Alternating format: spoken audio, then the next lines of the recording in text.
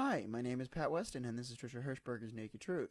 So I went to a Second City party last night, which was awesome. And I was like, oh, when I wore a nice outfit. And while I was getting ready, I was like, you know what, I'll put a little bit of like mousse or something in my hair. You know, not that stuff that makes it look like plastic, but like the stuff that makes it look still nice, but just it stays in place. And then I went to sleep.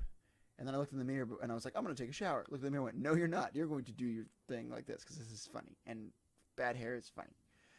Living in a new country. I actually do know stuff about this because I lived in Thailand for 2 years. Shut up, microphone.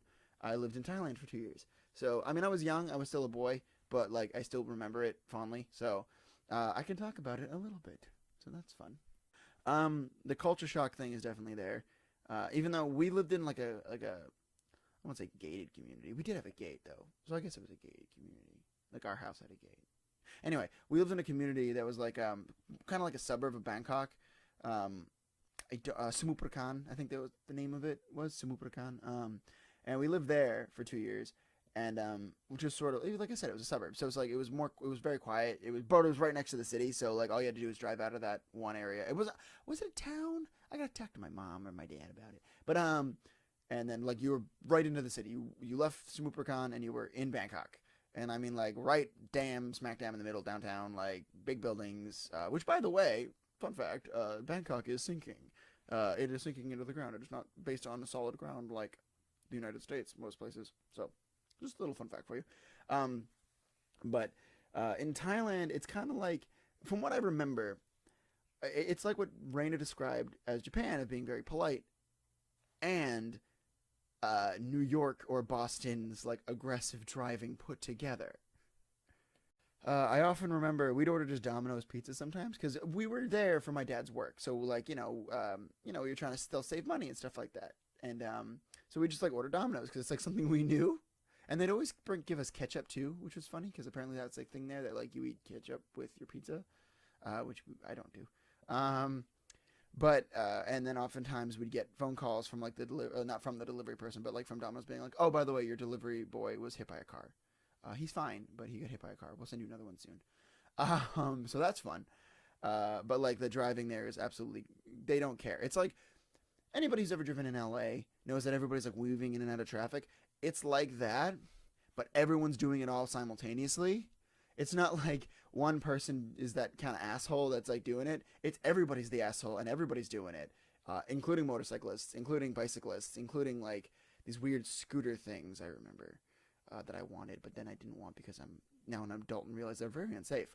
But yeah, so that's exciting too. While I lived in Thailand, I actually went to an English school. So I went to a British school in Thailand, and I'm an American.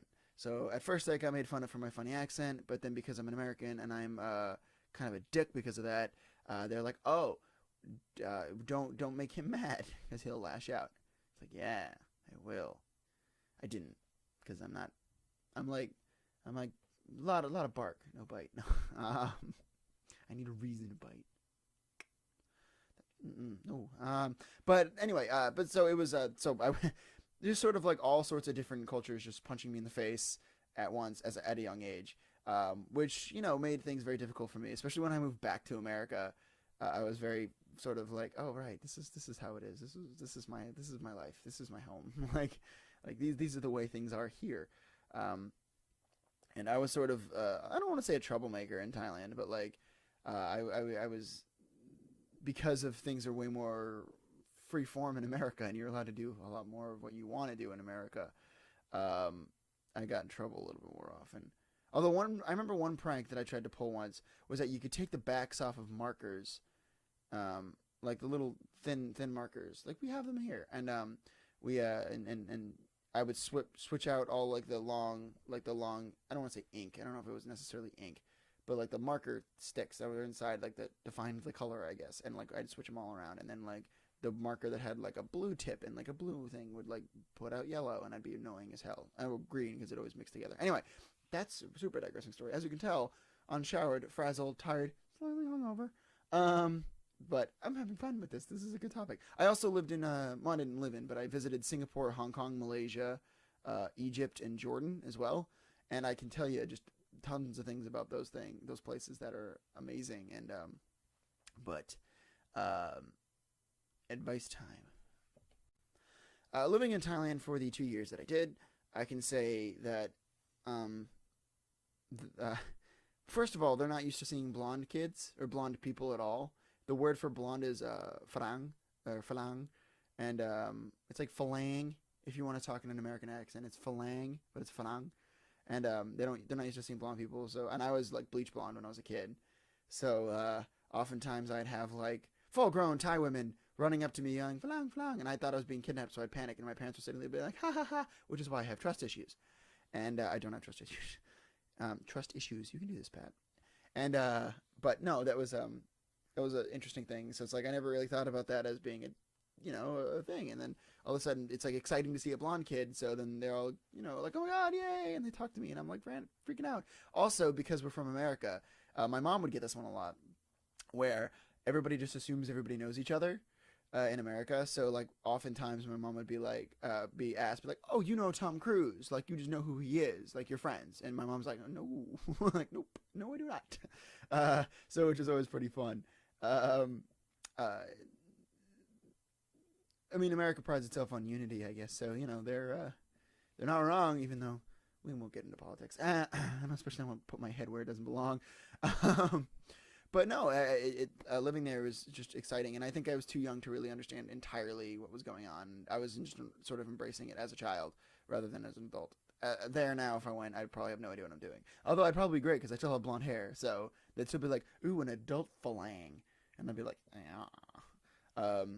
I learned a little bit of the language, but like Japan, they cater to English a lot because it was still the universal language back in when did I go there? I think it was like 99, 98, something like that.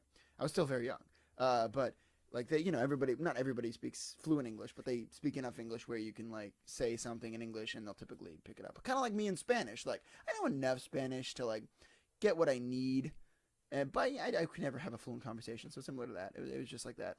But that politeness thing, I don't remember as much. Like in Japan, apparently, like you have to be very polite and say thank you and bow and all that. No, not in Thailand. Oh God, no. It was more.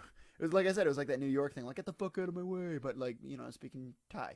Um, but anyway, my name is Pat Weston. Thank you for watching. I'm gonna go shower and get my stuff together because I'm all over the place this morning. But thank you for watching. I hope you learned something about Thailand.